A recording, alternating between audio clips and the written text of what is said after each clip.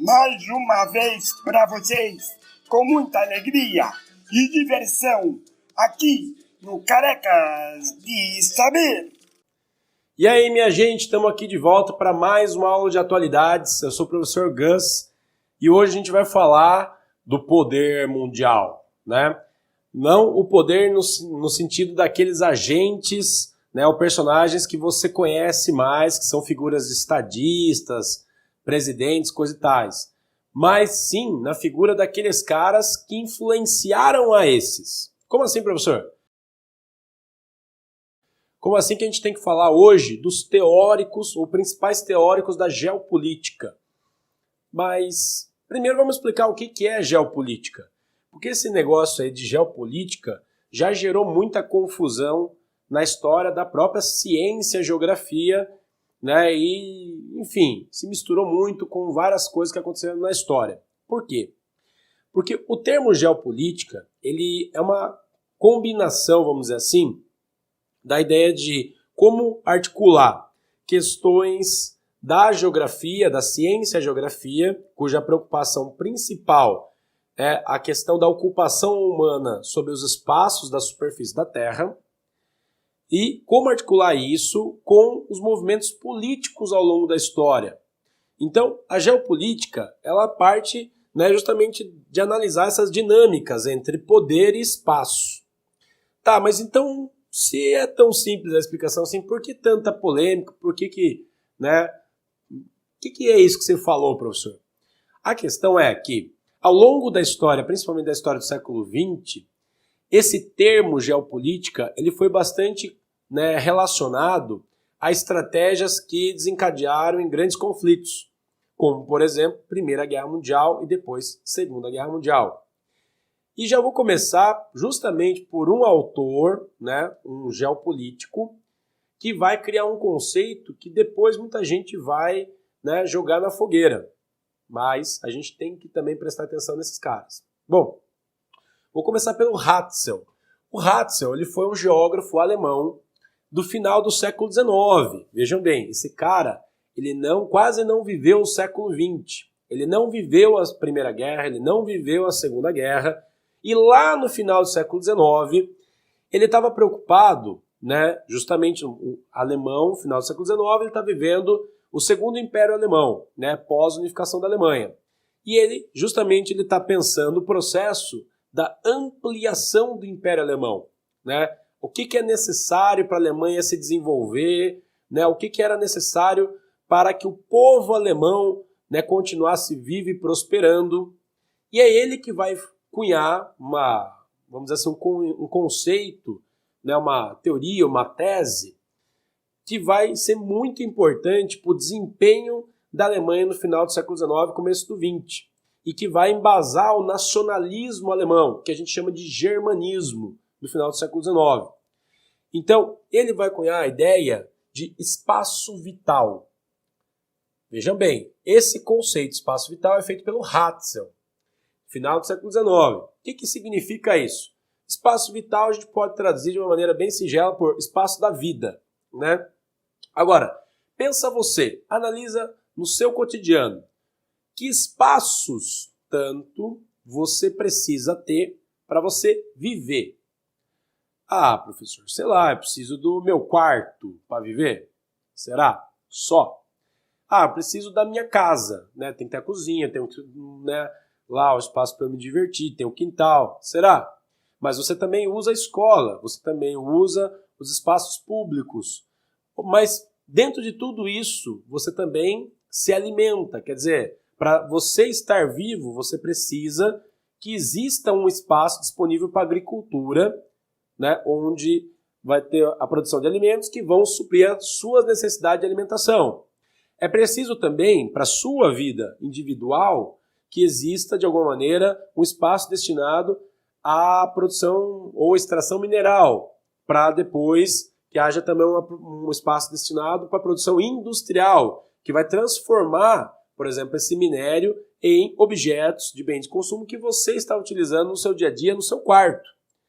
Então, essas relações entre a vida individual e os espaços de todos os elementos logísticos ou de abastecimento a esse indivíduo vão estar ligados àquilo que o Hatzel falou, como espaço vital.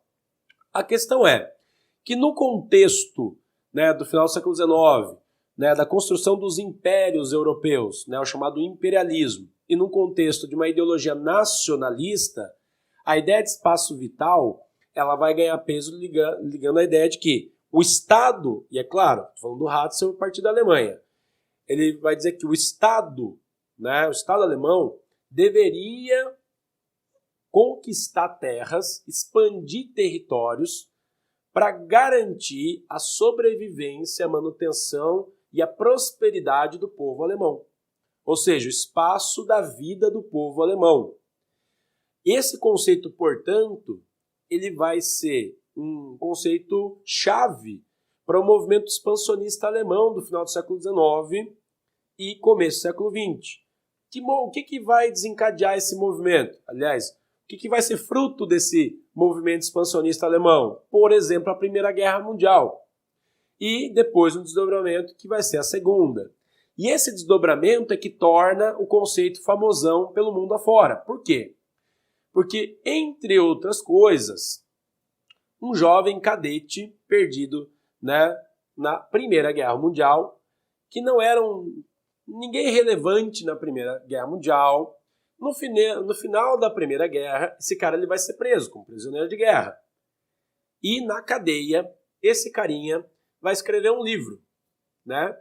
Esse alemão vai escrever um livro e esse livro vai ficar muito famoso e vai ser um livro muito importante, né, para a história mundial. Esse carinha que eu estou falando é o Adolf Hitler. Muito bem, que na Primeira Guerra não era ninguém relevante para a história política, mas que na cadeia ele escreve um livro chamado, né, na tradução é Minha Luta, em alemão, Mein Kampf. E o Mein Kampf, né, o livro, né, escrito pelo Hitler, e que vai se tornar uma bíblia, né, do partido nazista, lembrando, nazismo é uma sigla de um partido, nazi, né, de nacional-socialismo, né, Partido Nacional Socialista dos Trabalhadores Alemães. Esse livro do Hitler, ele vai trazer ali várias reflexões com relação ao germanismo, né, a política nacionalista alemã, que sucumbiu, né, com a derrota alemã na Primeira Guerra e que, a partir desse livro dele, da reflexão dele, né, e do movimento de ascensão do nazismo na Alemanha, né, é retomado, reconstruído e vai, entre outras coisas, projetar a Segunda Guerra Mundial. E no meio, né, da história do livro ali, ele pega o conceito que era do Hatzel, o conceito de espaço vital, e usa ali de uma maneira que muita gente confunde até hoje e acha que o conceito é do Hitler. Não. O conceito de espaço vital ele foi cunhado pelo Hatzel, né? Ele não foi feito para o nazismo, mas foi feito de fato para o expansionismo alemão. Agora, será que ficou só com a Alemanha essa ideia? Não. O conceito do Hatzel, né? Hatzel ele era um estudioso da geografia e da geopolítica, né? Ele é conhecido e respeitado até hoje, né, por qualquer geógrafo, porque ele era um estudioso né, desse movimento da dinâmica do poder. E o conceito dele foi utilizado, inclusive, por outras potências, como a França, como a Inglaterra, mesmo pelos Estados Unidos. A ideia da expansão territorial para garantir e assegurar, né, a subsistência, a sobrevivência e a prosperidade de um povo. Isso, por exemplo, pode ser aplicado, né, ainda que, né, com ressalvas, a corrida para o oeste nos Estados Unidos, a conquista de territórios para garantir, né, e assegurar o poder norte-americano sobre a América. Veja bem, né, como não é uma coisa exclusiva nem da Alemanha, nem do Partido Nazista. Bom, mas partindo desse conceito primordial aí, vamos entender também os outros pensamentos geopolíticos e ver como que esses caras influenciaram na realidade que está construída hoje. Bom, pode começar? Pode. Tá. Essa pegou, né? Então tá bom. Vamos começar agora então. Bom, outro geopolítico muito importante que a gente tem que prestar atenção também no seu pensamento vai ser o Mackinder. Mackinder era um inglês, ele foi professor, né, da Universidade de Oxford, né, e também geógrafo, e ele vai desenvolver uma teoria que vai ser muito importante, vai ter uma repercussão muito importante para a história contemporânea, para a história do século XX. Por quê? Ele vai analisar, né, toda uma trajetória de alguns conflitos históricos, desde a antiguidade até o período moderno, e ele vai chegar à conclusão de que existe um espaço no meio do grande continente da Eurásia, né, junção da Europa com a Ásia, que a partir dali sempre existiu um movimento migratório, expansionista militar. E qual seria essa área, né? Seria justamente uma região que hoje, né, pensando ele, final do século XIX e começo do século XX, seria uma região ocupada pelas nações, ou pela Alemanha ou pela Rússia. Ele vai dar o nome a essa região de Heartland, ou seja, coração do mundo, né? Coração do mundo, né, ou terra, coração, coisa assim. Ele vai dizer que todos os movimentos expansionistas territoriais, vejam bem como isso já está, de certa forma, ligado ao pensamento também do Hatzel, a ideia do expansionismo, né, da necessidade expansionista, né, por formação de territórios nacionais ou grandes impérios. O Heartland seria uma área de expansão, uma área com tendência à expansão. E vai dizer o Mackinder que aquela nação que dominar o Heartland vai dominar a Eurásia. Aquela nação que dominar a Eurásia vai dominar o mundo. Então, o Mackinder vai apostar na ideia do poder terrestre, né? De que as grandes nações elas vão se construir a partir de forças armadas terrestres e de domínios territoriais continentais. Essa é a teoria do Mackinder e, por exemplo, baseado nessa teoria dele, a Inglaterra, o seu país, vai ficar muito atenta no início do século XX a uma possível aliança entre Império Alemão, né, que estava num processo de crescimento econômico e militar muito grande, e ao Império Russo, lá do período dos czares, anterior à Revolução Russa. Então, para que isso não acontecesse, a Inglaterra vai estimular uma aproximação cada vez maior com a Rússia. A Rússia, naquele momento, já era um império parceiro da Inglaterra. E até um determinado momento em que a Alemanha já tinha construído um jogo de alianças com a Áustria e com a Itália, o que a Inglaterra vai estimular? Um jogo de alianças para cercar a Alemanha e para anular, impedir, né, a formação de um Heartland completo. E a Inglaterra, junto com a França e com a Rússia, formam a Tríplice Entente.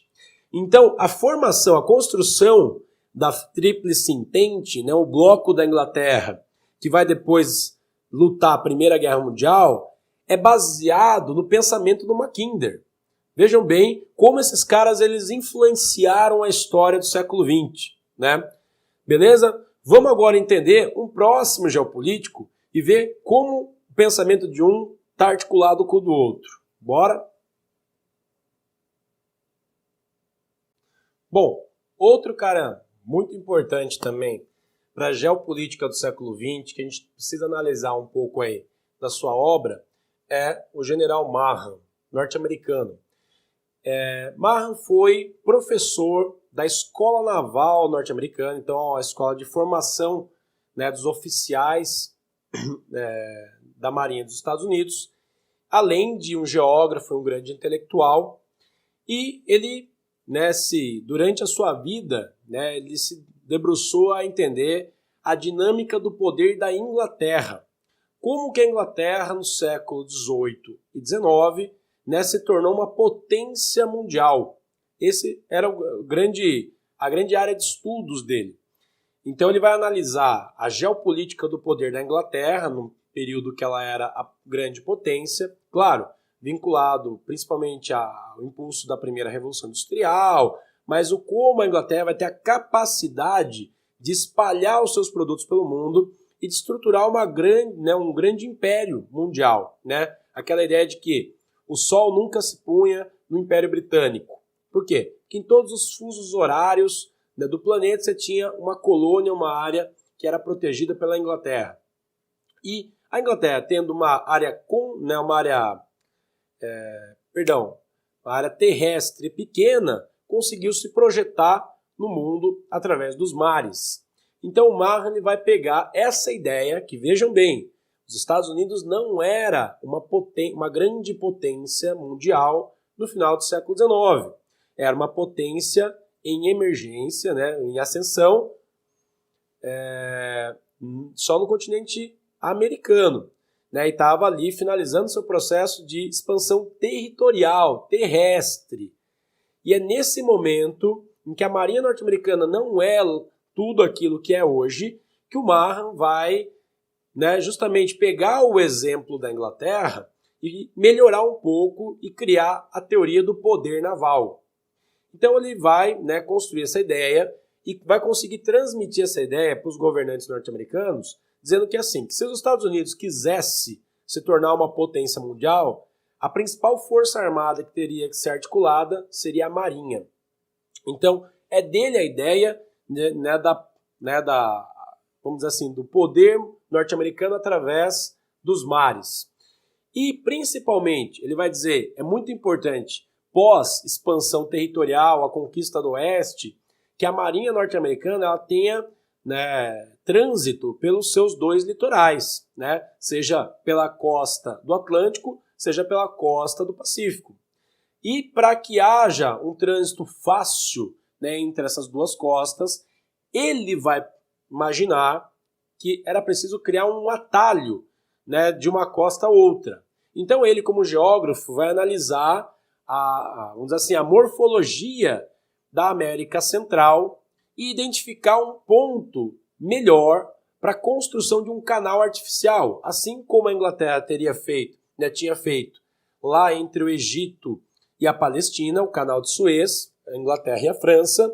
O Mahan pensava que era preciso, né, fazer também uma obra imensa de engenharia ali na região da América Central, para que houvesse um trânsito direto da Marinha dos Estados Unidos, estacionada na costa leste, em direção à costa oeste.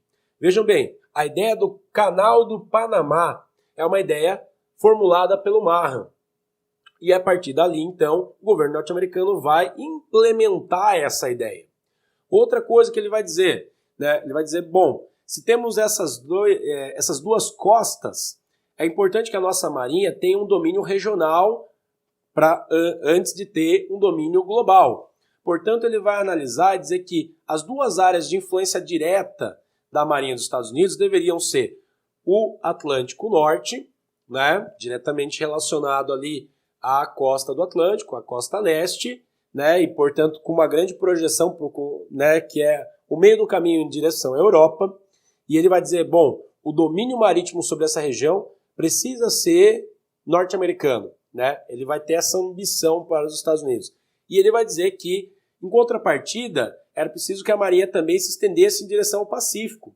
Vai ser dele, por exemplo, a ideia de instalar uma base da Marinha norte-americana no arquipélago do Havaí. Né? Por quê? Porque ele vai analisar o mapa mundi e fala, bom, esse é o ponto no meio do Pacífico que a gente precisa ocupar. Então, a anexação do Havaí a território norte-americano, a instalação de uma base, né, da Marinha norte-americana para fazer controle, monitoramento e, né, vamos dizer assim, expansão de influência sobre o Pacífico, sobre a Ásia, vai ser uma ideia que vai ser formulada pelo Mahan. Né? Então percebam, primeiro, né, ampliação do poder regional, né, através dos mares, para depois ampliação ainda pelos mares de um poder também sobre a América Latina, que já era uma área de influência econômica. Daí a ideia de espalhar também para a Marinha norte-americana, controlando ou, vamos dizer assim, patrulhando, vamos dizer, de alguma maneira, o Atlântico Sul, né? Aqui o litoral, né, próximo ao Brasil, por exemplo, e também o Pacífico Sul. Olha só, né, essa ideia da Marinha norte-americana sendo a polícia do mundo já começa a nascer com o Mahan. E o que ele vai corrigir, por exemplo, em relação à questão da Marinha da Inglaterra? Ele vai dizer que não somente que era preciso investir na Marinha, mas que ele vai aprender um pouco também disso com a Inglaterra, mas ele vai ampliar. Ele vai dizer que era importante que fosse construída não uma força essencialmente marinha, mas uma força anfíbia. E vejam bem, você pode procurar hoje aí, né, em qualquer site de pesquisa e você vai ver qual é a principal força armada norte-americana. São os fuzileiros navais, né? Pode reparar em filme mesmo, né, que você tem ali situação de guerra, o conflito norte-americano, né, que sempre os caras que estão agindo, né, em vários conflitos pelo mundo são fuzileiros navais, né, os Marines. Justamente porque é uma força anfíbia. O que é a ideia da força anfíbia? É uma força que ela tem capacidade, né, de desenvolvimento no mar, mas também em terra, né? Então os fuzileiros eles seriam a infantaria da marinha, ou seja, a tropa de terra, mas que está vinculada à força naval. Essa ideia o Mahan vai desenvolver e a política de Estado norte-americana vai aplicar, percebe? Então esse pensamento dele vai ser fundamental para a construção do poder militar dos Estados Unidos no século XX e até hoje. E, por último, agora, vamos entender o pensamento de mais um pensador. Você ligou lá de novo? Então tá bom. Foi? Então, por último agora, né, para a gente encerrar o bloco aí dos homens, né, dos teóricos da geopolítica, os teóricos do poder no espaço, vamos falar do Spikeman. Spikeman, repara assim, né, agora aqui, detalhe da biografia, a data de falecimento dele. Ele morreu no momento que estava ainda no meio do processo da Segunda Guerra Mundial. E a teoria que ele vai desenvolver é uma análise. Esse cara, né, como muitos outros aqui, ele é um professor universitário desenvolvendo uma pesquisa de cunho histórico geográfico e ele vai analisar, né, entre outras coisas, a teoria do Mackinder, aquela do Hortland. Ele vai falar, bom, o Mackinder, né, pressupôs lá que o coração do mundo seria o centro difusor de poder.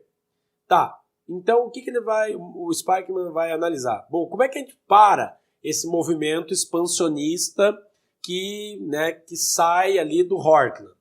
E aí ele vai criar a concepção do Ringland, né, o anel de contenção à expansão do Hortland. Veja bem, olha a conexão entre as teorias, né? O Hortland, né, o coração da Terra, né, e o Ringland, né, o anel de contenção. Bom, na época que o Spikeman está analisando tudo isso, o que ele está prevendo? Ele está prevendo, né, ele está vendo ali no início do século XX o surgimento após a Revolução Russa, o surgimento da União Soviética. E ele está imaginando, né, com isso daí, a questão da expansão do socialismo. Vamos entender uma coisa, o socialismo não nasce ali na Revolução Russa. O socialismo ele nasce, né, se é que a gente pode falar assim, no meio do processo da primeira Revolução Industrial, né? E aí você tem o clássico do socialismo, que é a obra do Karl Marx, que está completamente ligada à Primavera dos Povos, aquele evento político de 1848. Quer dizer, ali você tem, né, a formulação teórica, né, do que seria o socialismo científico. E o pensamento socialista, os pensamentos de esquerda, os pensamentos operários, eles nascem e vão se desenvolvendo junto com a expansão da indústria. Então, quando a Rússia passa por essa revolução, já outros tantos estados e pensadores já imaginam que o socialismo ele vai se difundir pelo mundo. E aí você tem as brigas ideológicas. O Spikeman ele vai ter essa preocupação com relação à expansão do socialismo. Olha só, o cara está analisando o início do século XX e ele morre no meio do processo da Segunda Guerra. Bom, quando que o pensamento dele vai ser utilizado? O pensamento vai ser utilizado pós Segunda Guerra Mundial, justamente no momento em que o socialismo, né, da União Soviética passa a controlar metade do planeta, né, e ocorre a disputa ideológica com o capitalismo centralizado ali no polo nos Estados Unidos, e você tem o conflito ideológico que é a Guerra Fria. E nesse momento, vejam só como o Mackinder ele não né, ele não estava de todo errado.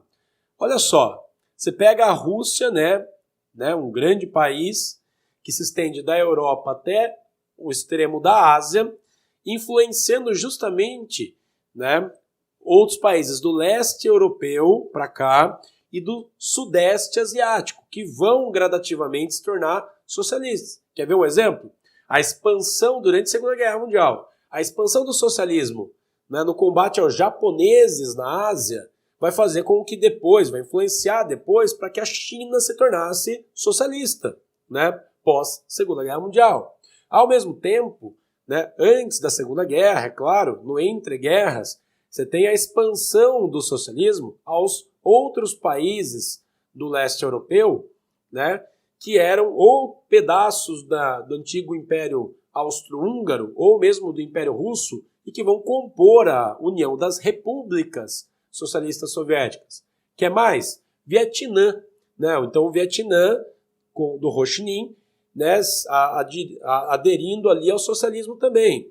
E é de se pensar que, se não fosse, né, um processo de contenção, pode ser que o socialismo se expandisse para mais outras áreas.